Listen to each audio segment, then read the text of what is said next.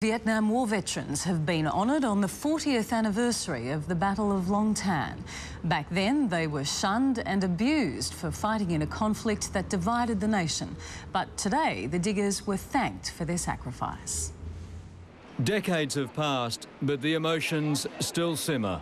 That's true, and on a day like this, they rise to the surface. In nationwide services, the sacrifice of 50,000 Vietnam veterans received belated recognition. Your nation honours you, your nation respects you, and your nation thanks you.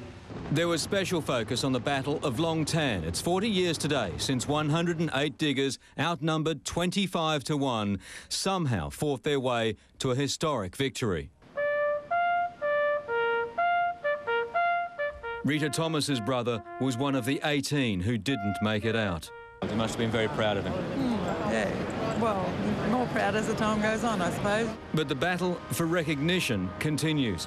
Federal politicians, but no Premier. He was invited. It's just not a federal thing, it's a state thing as well.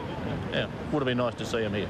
And while they all received a US presidential citation then, our own government has offered nothing since. We cannot allow governments in future generations to look back in hindsight and change the recommendations that may have been made. The veterans themselves say the medals are something they're prepared to put aside.